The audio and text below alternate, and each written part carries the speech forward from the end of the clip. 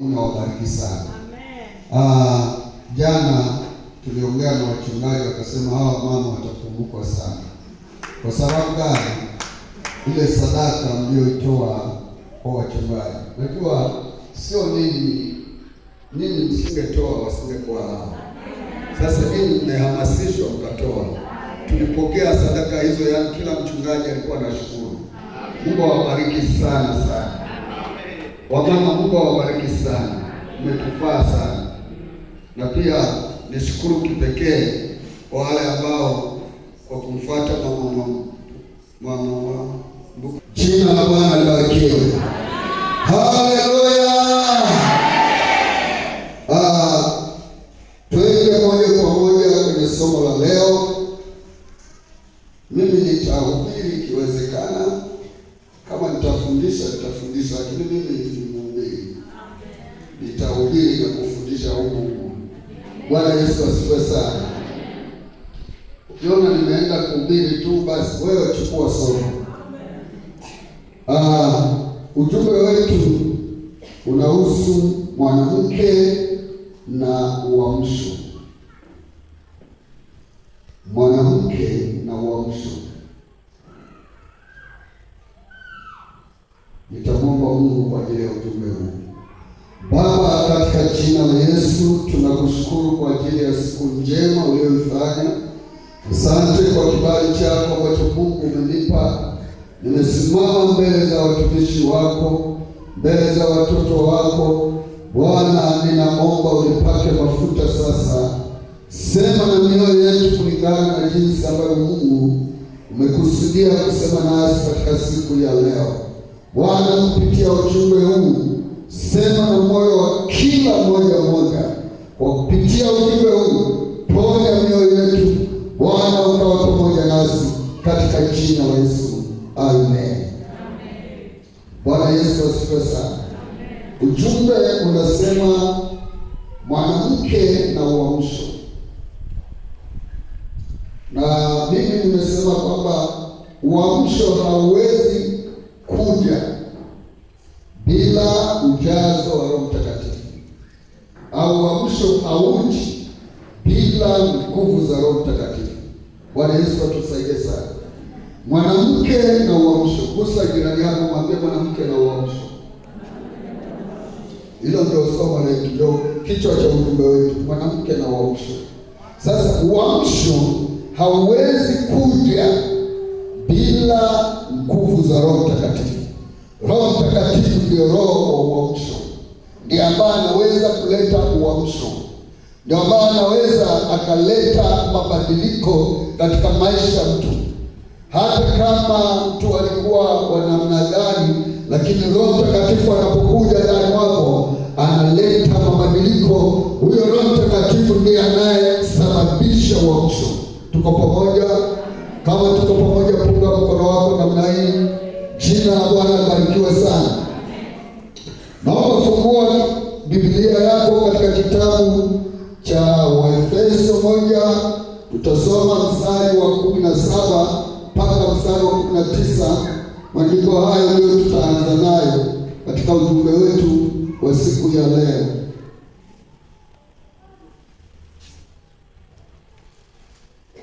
Efeso 1 mstari wa 17 mpaka 19. Maandiko yanasema hivi: Mungu wa Bwana wetu Yesu Kristo, Baba wa utukufu, awape ninyi roho ya hekima na ya ufunuo katika kumjua yeye. Macho ya mioyo yenu yatiwe nuru, mjue tumaini la mwito wake, jinsi lilivyo na utajiri wa utukufu wa urithi wake katika watakatifu, jinsi ulivyo na ndani yetu tuaminio, jinsi ulivyo kwa kadiri ya utendaji wa nguvu za uweza wake. Bwana Yesu asifiwe sana.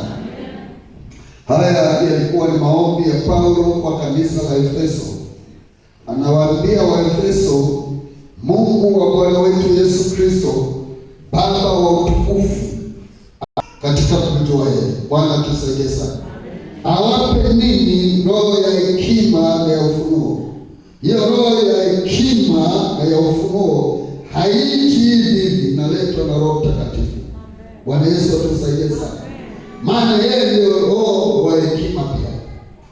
Roho Mtakatifu anapokuja ndani mwako, ndiye ataleta vipawa mbalimbali na karama mbalimbali na huduma mbalimbali na matunda ya Roho. Piga makofi kwa Yesu Kristo. Bwana Yesu asifiwe sana.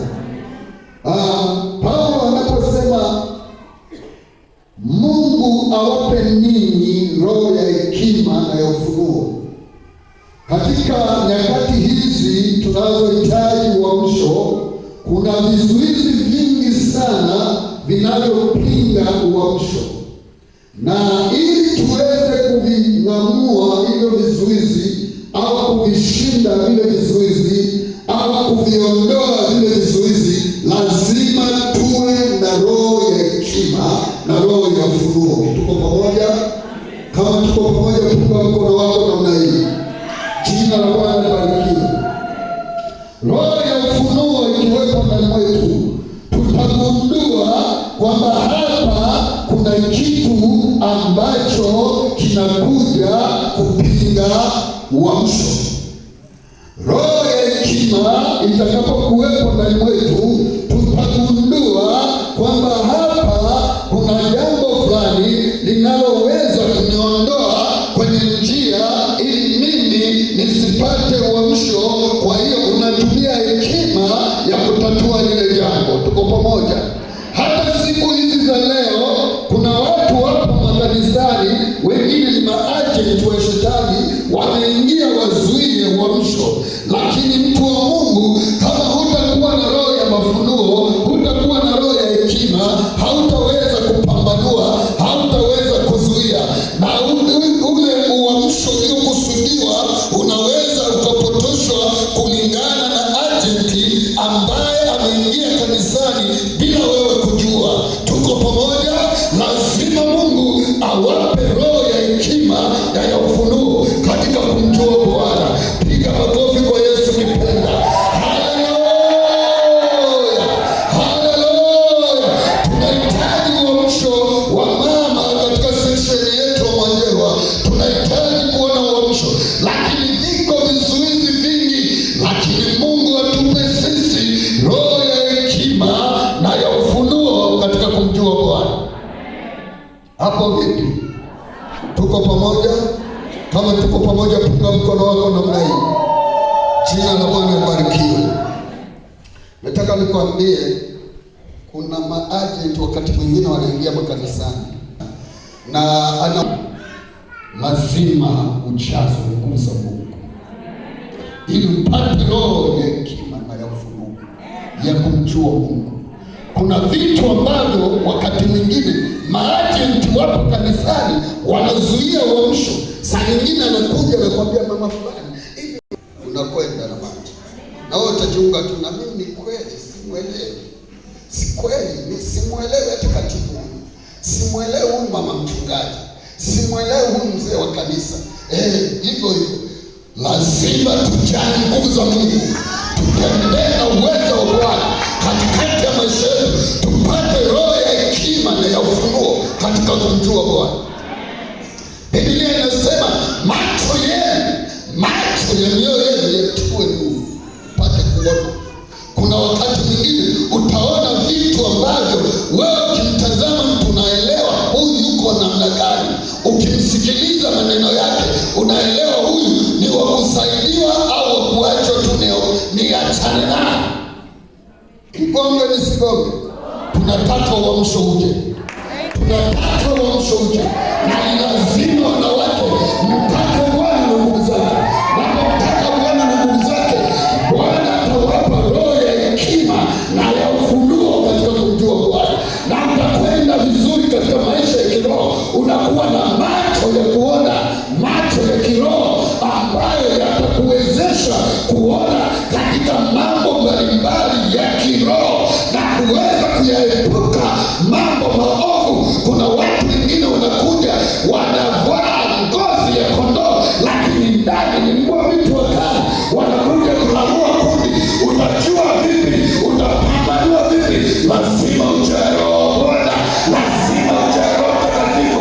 Haleluya! Piga makofi kwa Yesu kipenda. Nataka nikwambie, ukiona mtu anawachukia watumishi wa Mungu, epukana naye. Mtu yoyote anayewachukia watumishi wa Mungu, kuna roho na nguvu za Mungu. Utaziona nguvu za Mungu zitendayo kazi ndani ya waaminio, kwa sababu iko nguvu ya Mungu inayotenda kazi ndani ya waaminio. Tuko pamoja? Gusa jirani yako, mwambie, hebu gusa kidogo jirani yako, mwambie unahitaji nguvu za Mungu. Mwambie unahitaji nguvu za Roho Mtakatifu. Mwambie unahitaji kupata roho ya hekima na ufunuo. Haleluya, haleluya. Tuko pamoja wapendwa. Tunapojaa nguvu za Mungu, hizo nguvu za Mungu zinatenda kazi ndani ya waaminio. Siku za leo Wakristo wengi wamekuwepo makanisani ni Wakristo ambao wamezoelea wokovu, wamekuwa na wokovu wa mazoea, wameridhika na hali walizonazo, na ndio maana ni rahisi maroho maovu kuwavamia kwa sababu ya mazoea ya wokovu. Achana na mazoea ya wokovu. Zitake nguvu za Mungu. Utake uwezo wa Bwana. Bwana Yesu atusaidie sana. Nataka nikwambie shuhuda mwingine. Aliingia binti mmoja pale kanisani. Bwana atusaidie sana. Sasa tumepanga maombi wakati wa kanisa la Mavuno, watu wanaomba jioni, na sisi tulikuwa tunaomba maombi yale ya jioni. Bwana atusaidie sana. Sasa tuko kwenye maombi ya jioni, na tulikuwa na vijana wengi chipukizi na walipenda maombi, na kenyeo kachao kakaingia kwenye yale maombi. Ninasema ni ushuhuda ambao uko wazi. Tuko pamoja. Ninasema kwa sababu nguvu ya Mungu ikashuka, ikamshika yule binti. Tuko kwenye maombi. Baada ya kumaliza maombi, yeye mwenyewe akanyosha maelezo. Akasema, jamani, Mungu anisaidie. Nini sasa? Akasema, wakati mnaomba, ule mkufu wangu ninaotembeaga nao siku zote, nikaona unateketea. Yaani kwa moto unateketea mkufu. Mkufu ni mkufu wa namna gani? Akasema, huo mkufu nikiushika tu hivi, huwa nilipewa sijui na nani, nikiushika tu hivi napaa napotea. Hata naweza nikajikuta niko baharini, saa nyingine naenda maeneo ya mbali kabisa. Hebu tueleze. Alifunguka akasema, mimi hapa kwanza nilikuwa na kazi ya kuifanya, na kazi yangu ilikuwa ni kuangusha vijana wote chipukizi, kupanda roho mbaya. Hiyo ndio kazi. Lakini kila nikitaka kuacha hii kazi, ninakabiliwa na wakati mgumu kwenye familia yetu, kwa sababu wananifuatilia. Bwana Yesu atusaidie sana. Bwana Yesu atusaidie sana.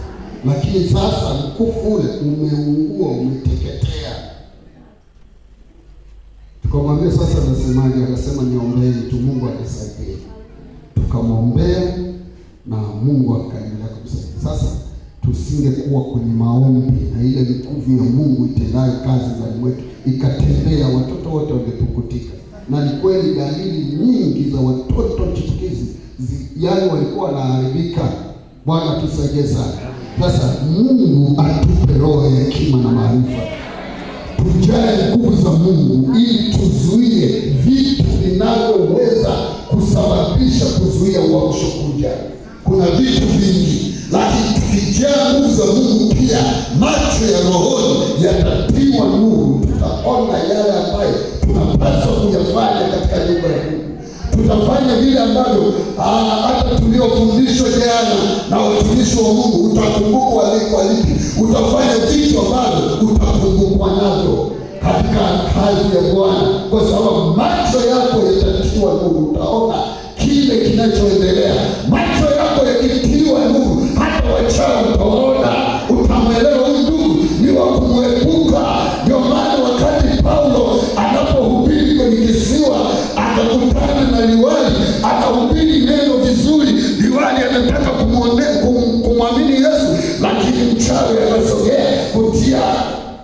kikwazo huyu liwali asimwamini Mungu.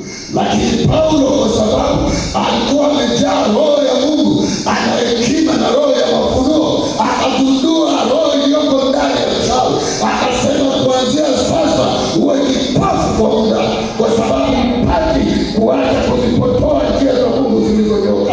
Saa ile ile akawa kipofu, akashindwa kuendelea na liwali akaliamini neno la Bwana. Piga makofi kwa Yesu Kristo. Bwana Yesu atusaidie sana. Mungu atakupa roho kuongoza. Sio kila rafiki wa kuambatana nao, na wengine wapo makanisani wameharibika. Ni gombe lisigombe. Tunataka uamsho uje. Tunataka tuone uamsho moto unawaka. Utawaka vipi? Lazima Mungu atupe roho ya ufunuo, atupe roho ya hekima, atusaidie kuona vizuizi viko wapi, tuviondoe, kuona fursa kufanya. Mungu anafurahi kama jana mlivyofanya, walipofurahi watumishi wa Mungu, Mungu amefurahi. Piga makofi kwa Yesu Kristo. Bwana Yesu atusaidie sana. Namshukuru Mungu sana kwa jinsi Mungu anavyotenda. Unajua, tutaona mahitaji yaliyopo kanisani, tutaona mahitaji ya watumishi wa Mungu, tutaona mahitaji ya watoto wa wachungaji, tutaona mahitaji ya wahitaji walioko kanisani kabisa. Ndio maana yule mama alipomwona mtumishi wa Mungu Elisha, akaona hitaji, akamshirikisha mtumishi wa Mungu mume wake, akamwambia, baba, mtu huyu apitaye siku zote hapa kwetu ni mtu wa Mungu, unaonaje tujenge kachumba kwa ajili yake, anapokuja alale hapa, tuweke kitanda, tuweke na meza. Huyu mama alikuwa ni mama aliyekuwa na roho ya Mungu, anaona hitaji kwa ajili ya mtumishi wa Mungu. Alia saa nyingine Mungu muonyeshe basi, hakuna jicho la kuona, macho yeye yatiwe nuru. Unaanza kuona hitaji. Bwana tusaidie sana. Washirika wangu wako hapa. Jana nilisema sisi tunajenga lakini hatuna pesa, ila mtia nuru macho ya watu kuona hitaji na kumjengea Mungu. Unajua sasa amekuwa madogo, wakamwambia Bwana, mahali hapa tukaapo mbele yako ni padogo kwetu, utupe ruhusa tuende mpaka kule Jordan, tukakate miti, tulete tujenge nyumba ya mahali ambapo utatufundishia. Wakaanza safari, lakini mmoja akaona kuna hitaji la kwenda na mchungaji wetu Elisha. Akasema, Bwana wangu, unaonaje tuende pamoja? Wakaondoka, wanafunzi hao walijaa roho ya Mungu, wakaona hitaji la kujenga nyumba ya Bwana, wakaona hitaji la uwepo wa mchungaji. Kuna washirika hawana hitaji la wachungaji kabisa. Migombe nisigombe. Si ndio maana mnawapiga vita, mnatumiwa na shetani, mnawapiga vita mpaka wachungaji wanakata tamaa, wanajichokea. Bwana tusaidie sana. Hawana mahitaji. Wenzenu waliona hitaji, hakuna kwenda peke yetu. Kweli tuende peke yetu? Twende na mtumishi wa Bwana. Hata unapoondoka kanisani, hata mtumishi wa Bwana unapoanza unaombewa, wanaenda na mtumishi wa Bwana kwa maombi. Hapo vipi? Tuko pamoja. Lakini kuna watu hawana mahitaji ya watumishi, hawezi kumshirikisha chochote, ila akipata shida ndio anakimbilia mchungaji, mchungaji angalia, amepigwa huko, amepata hela zake, ameweka mfukoni, hakuna fungu la 10, hakuna hata kumnunulia kiatu mchungaji, za kwake tu, hana macho ya kiroho. Akitaka kuondoka anajiondokeaga tu mpaka mchungaji aje kupiga simu, uko wapi? Kijiti akarusha pale pale, kilipoangukia chuma, chuma kikaelea. Watumishi wa Mungu hao msiwaone kawaida, hao sio watu wa kawaida. Washirikishe mahitaji yako, wataomba hata kama haupati majibu, hata kama hakuna picha. Anapoomba pelezi, mambo yanajipa, mambo yanatokea. Umekosa mchumba, unaposhirikisha watumishi wa Mungu wanaomba, unapata mchumba. Pati imeisha, hakuna namna. Wanapoomba unapata mtaji. Unakaa kwenye nyumba ya kupanda, umenyanyasika vya kutosha. Unaposhirikisha watumishi wa Bwana wanaomba, unapata pesa, unajenga nyumba. Piga makofi kwa Yesu. Haleluya. Hapo vipi? Tuko pamoja? Na wengine hawahitaji wachungaji. Mama mchungaji wa muhimu sana. Bila mama huyo mchungaji haendi popote. Huyu mama akiharibika moyo, mchungaji wenu si kitu. Huyu ndio mchungaji wa mchungaji wenu. Sasa kama ni mchungaji wa mchungaji wenu, huyu ni wa maana sana. Hapo vipi? Tuko pamoja? Wangapi wananielewa? Na kuna mama wengine wanapenda wajipendekeze kwa mchungaji. Mama mchungaji anapigwa kikumbo tu. Acha mara moja mtindo huo. Jipendekeze kwa mama mchungaji. Kaa karibu na mama mchungaji. Bwana Yesu atusaidie sana. Sijawaambia msijipendekeze kwa baba wachungaji, lakini wasamini wa mama wachungaji. Ni wa maana sana. Tuko pamoja? Bwana Yesu asifiwe. Bwana Yesu asifiwe. Umenichukia. Wivu huo. Ukimwona mwenzako amepiga lemba vizuri la kitenge, amepiga kitenge lake unasema njia zake sio nzuri. Wewe. Bwana Yesu atusaidie sana. Mpongeze mwenzako anapofanikiwa. Akifanikiwa ukampongeze, na wewe utapata kesho. Ukimwonea wivu, wewe utapata. Yesu asifiwe. Haleluya. Na wengine akiona mwingine ameenda kwa mchungaji amefanya chochote, anasema anajipendekeza kama mafulani. Bwana atusaidie sana. Na wewe utajipendekezaje? Unapofanya vizuri kwa mtumishi wa Mungu, unafanya vizuri kwa Mungu, maana Mungu hatuoni. Unapomheshimu mama mchungaji, unapomheshimu mchungaji, unamheshimu Mungu, kwa sababu hawa wanawakilisha Mungu. Unapoanza dharau kwa mama mchungaji, dharau kwa mchungaji, wewe umepotoka. Utalia, naomba majibu hayaji. Tunaomba uamsho hauji kwa sababu kuna mahali kuna shida.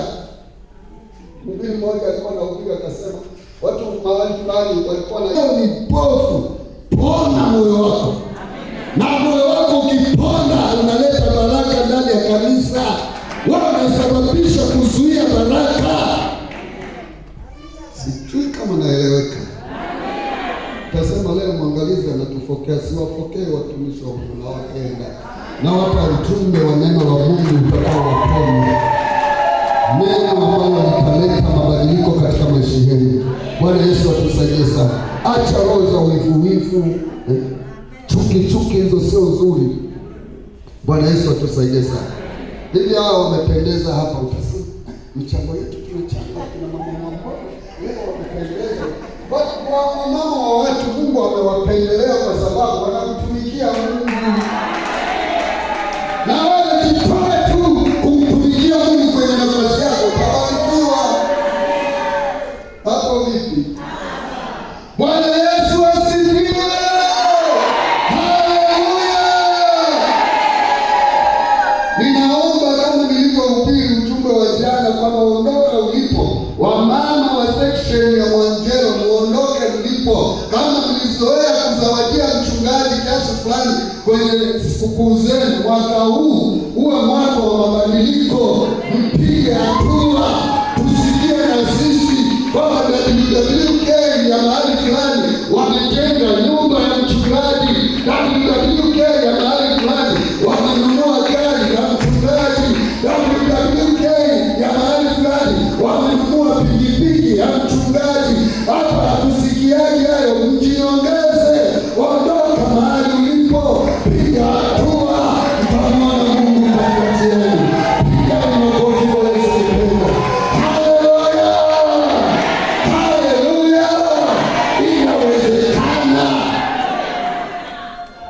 wamama ni jeshi kubwa, na wamama wakipona kanisa limepona. Wamama wakiharibika kanisa limeharibika. Yaani nini? Mna uwezo wa kuharibu, mna uwezo wa kutengeneza. Mwambie jirani yako uwe na uwezo wa kutengeneza.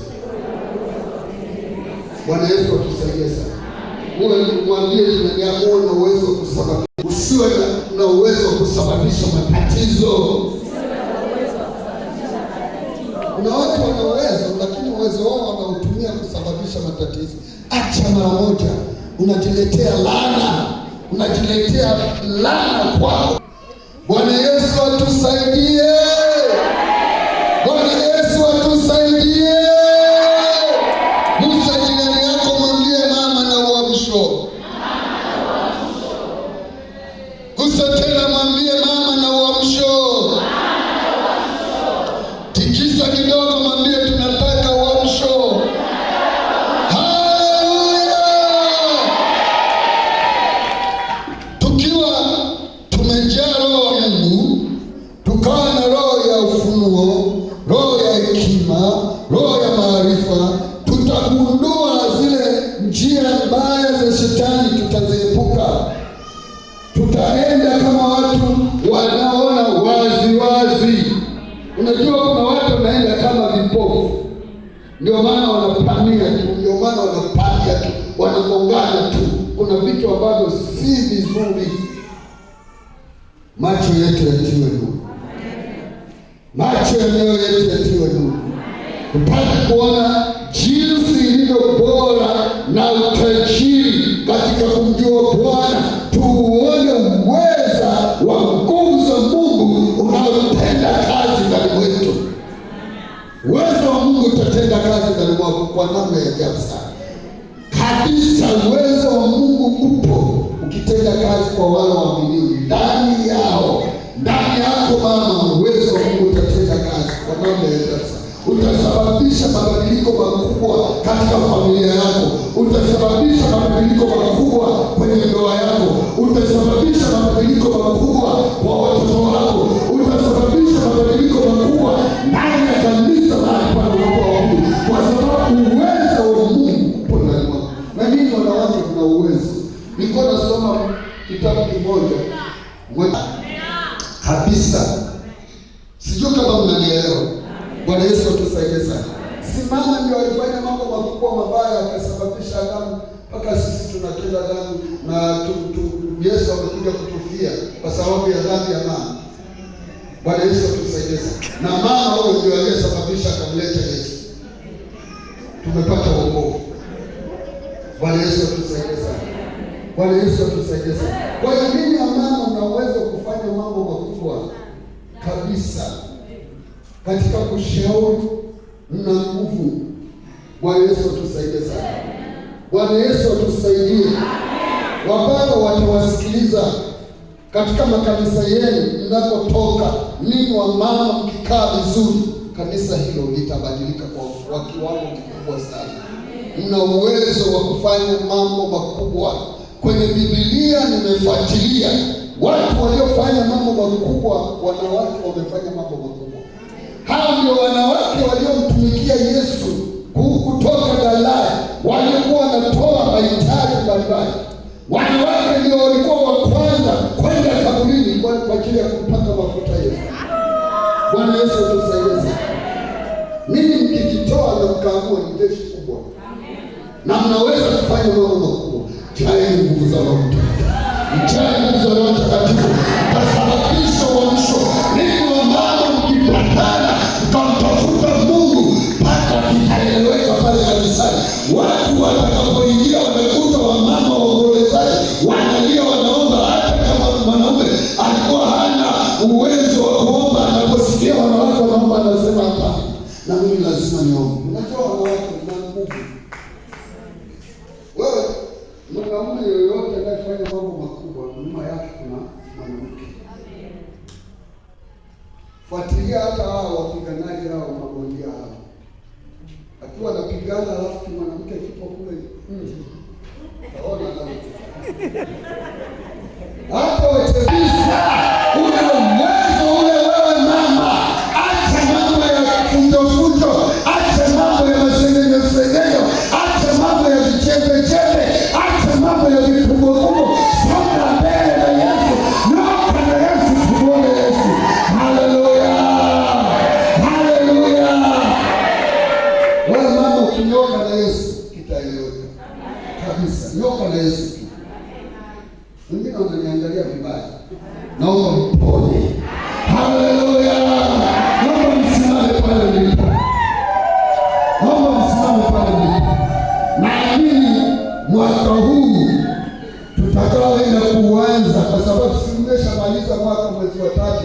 ukishazawadia mwaka ujao kitaeleweka kwenye section ya maneno. Wakati wa mama anasema mchungaji mwangalizi, kitaeleweka. Kama uko mama hapa, punga mkono ubaba, sema kitaeleweka. Naomba mwapende watumishi wa Mungu, watendeni mema, muwe na jicho la kuona mahitaji ya wachungaji wenu. Kama tulivyosikia jana, wachungaji wanajiandaa kwenda Dodoma. Wewe mama, ona hitaji, na unaweza ukawa huna pesa, lakini maneno yako yana nguvu. Ongea na wamama, ongea na watu wengine. Bwana atakutumia, utakuwa sababu ya kusababisha baraka katika kanisa la Bwana, baraka kwenye nyumba ya mchungaji, baraka kwa watoto wa mchungaji, baraka kwa kanisa la Bwana. Wewe mama, jaa Roho Mtakatifu. Ukijaa Roho Mtakatifu, uwezo wa Mungu utafanya kazi ndani yako. Inua mikono yako pale ulipo, kila mmoja mwite Mungu kwa kinywa chako mwenyewe jinsi unavyojielewa. Yawezekana pale ulipo ulishapigwa na adui, lakini leo mwambie na kukatalia wewe